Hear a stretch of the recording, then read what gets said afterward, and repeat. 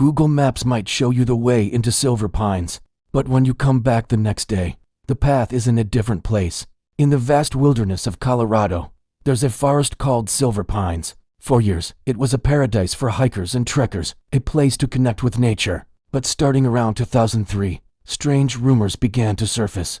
People whispered that the trails in Silver Pines weren't just trails. They claimed the paths moved, shifting their positions on their own. This wasn't some trick of the light, an illusion caused by the dense canopy, or even a simple GPS malfunction. This was something far more unsettling.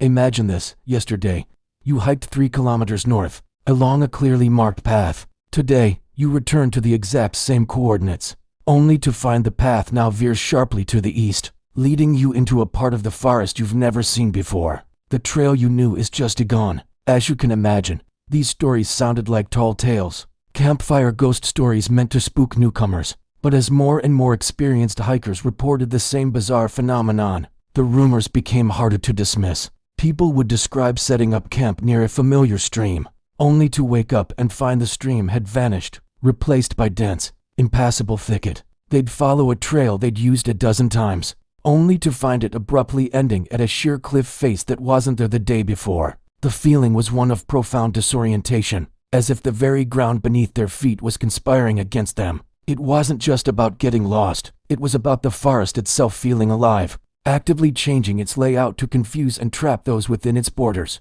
Local authorities initially brushed these reports off as hiker error, but the consistency and sheer number of accounts soon made that explanation feel inadequate. Frustrated by the dismissals and driven by a need for answers, a group of seasoned backpackers decided to document this phenomenon once and for all. They were determined to prove that what was happening in Silver Pines was real. Their plan was meticulous. They would map a specific section of the forest, plant physical markers, and use a drone to get a comprehensive aerial view. On the first day, they spent hours charting the trails, driving brightly colored poles into the ground at key intersections. The drone flew overhead, capturing a detailed map of the terrain, every twist and turn of the paths recorded. They left feeling confident, equipped with undeniable proof. They would return in exactly 24 hours to compare their findings. When the group came back the next day, an eerie silence hung in the air. The first thing they noticed was that their brightly colored marker poles were gone, vanished without a trace, not pulled out and tossed aside,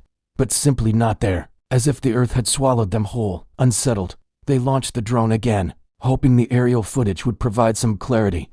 What the drone captured sent a chill down their spines. It was a completely different map.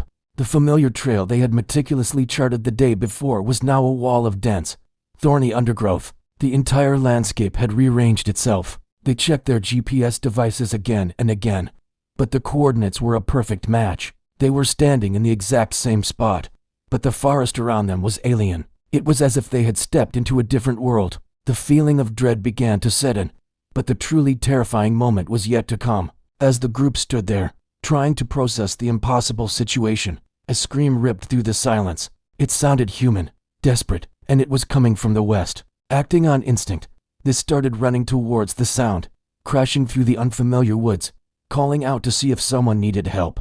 But as they ran, the scream seemed to move. It was no longer coming from the west, but now from the north. They changed direction, their hearts pounding, only for the scream to echo from behind them. It was playing a horrifying game of cat and mouse, leading them in circles. It felt as if the forest was manipulating not just the ground, but the very direction of sound, twisting their senses and deepening their panic. High above them, the drone was capturing something that defied all logic. The footage was shaky, but the image was horrifyingly clear. The trails below were not static. They were moving, slowly, subtly, but undeniably.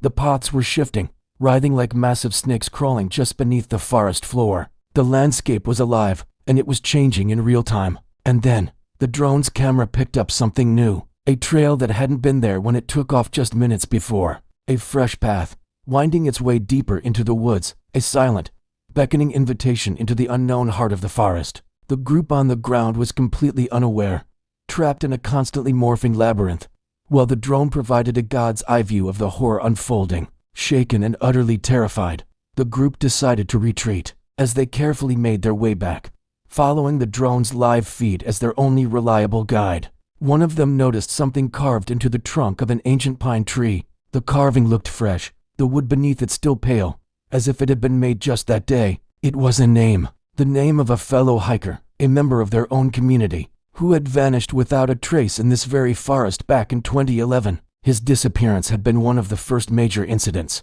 that fueled the rumors about Silver Pines, and beneath his name, a stark, desperate warning was etched into the bark. 3 words: do not go deeper. It was a message from the past, or perhaps a message from someone still trapped within the forest's shifting prison. Following this incident, and a string of other inexplicable disappearances and rescues of deeply traumatized hikers, the authorities made a drastic decision.